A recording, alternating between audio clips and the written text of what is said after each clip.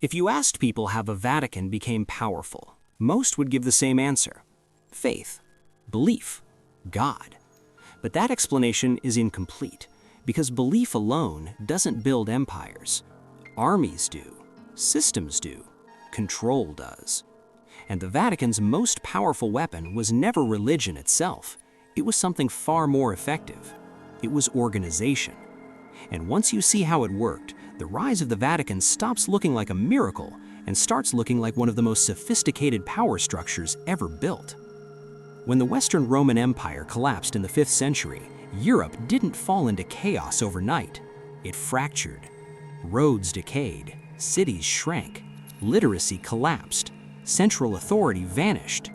Kings rose and fell, but their power rarely extended beyond their own borders. In this political vacuum, one institution remained intact: the Church. Not because it had the strongest armies, but because it had the strongest infrastructure. While kingdoms collapsed, the Church kept records. While rulers came and went, the Church preserved law.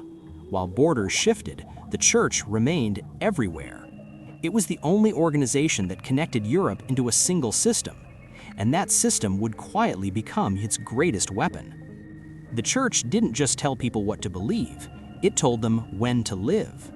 Holy days dictated work schedules, fasting seasons controlled diets, festivals organized social life, church bells regulated time itself. In an age before clocks were common, time belonged to the Church.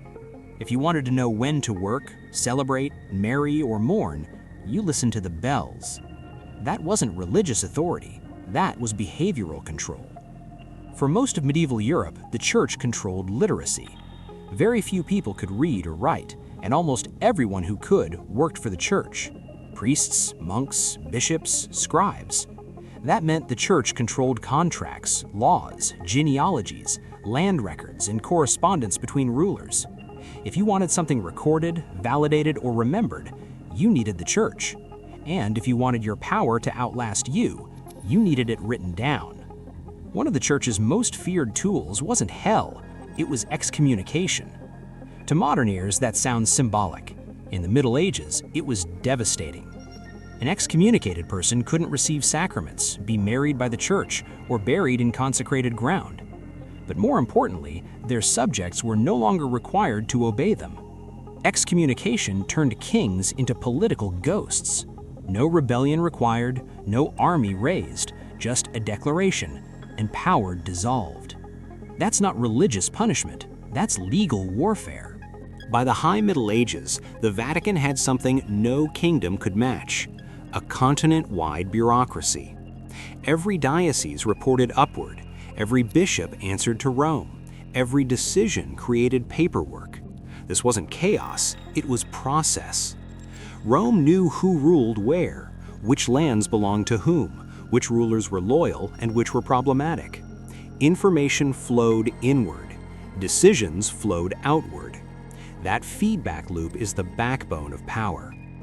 Medieval kings ruled by force, but they ruled legitimately through the Church. A crown wasn't enough. You needed coronation, you needed blessing, you needed divine approval. Without it, you were just another warlord. The Church understood this leverage perfectly. Support the king and gain influence. Withdraw support and destabilize a realm. So rulers competed for favor, not because they were devout, because they were pragmatic. The Church didn't just control present power, it shaped the future. Monasteries and cathedral schools were the centers of education. They trained clerks, administrators, advisors, and diplomats. The people who would later run kingdoms were educated by the Church. That meant shared language, shared legal concepts, and a shared worldview. Even secular rulers thought in Church-trained frameworks. That's not dominance through force, that's dominance through mindset. While kings ruled with local laws, the Church created something revolutionary: canon law. It governed marriage, inheritance, contracts, and moral disputes. And it applied across borders. A peasant in France and a noble in Germany could be judged under the same legal principles if the Church claimed jurisdiction. It was a supranational legal system centuries before the concept existed, and Rome was its supreme court. The Vatican didn't need massive standing armies to become wealthy. It used systems. Tithes, donations, land endowments, fees for services like weddings and funerals. Over centuries, this created one of the largest landholding institutions in Europe. The church didn't seize land with swords, it accumulated it through paperwork, promises, and permanence. People didn't obey the church simply because they were afraid of hell. They obeyed because life without the church didn't function. No education, no legal recognition, no social legitimacy. The church wasn't optional, it was infrastructural, like roads or water systems. You didn't revolt against it, you navigated within it. When Martin Luther challenged the church in the 1500s, it wasn't just theology that was at stake, it was the entire system. If individuals could interpret scripture themselves, the church lost control over meaning. If kings could appoint their own religious leaders, Rome lost administrative authority. If printing spread ideas faster than the church could regulate them, the machine broke. That's why the Reformation triggered wars, schisms, and revolutions, not because beliefs changed, but because power structures did. Despite losing territory and influence, the Vatican didn't disappear. It adapted. It centralized further, modernized administration, and shifted from territorial power to diplomatic power. Today, the Vatican is one of the smallest states on Earth and one of the most diplomatically connected. That's not an accident. It's the same strategy, refined. It wasn't religion alone. Religion was the language. The real weapon was bureaucracy, information control, legal authority, education, time management, and legitimacy. The Vatican didn't conquer Europe, it organized it, and organization outlasts force.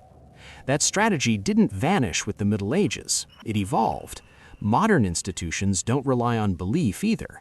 They rely on systems, rules, algorithms, paperwork, access. The lesson isn't about religion, it's about power, because the most effective control isn't loud, it's quiet, it runs in the background. The Vatican didn't rule because people believed because the Vatican ruled, through structure, through process, through organization. Religion was the story, the system was the power, and once you see that, history stops feeling mysterious, it starts feeling engineered.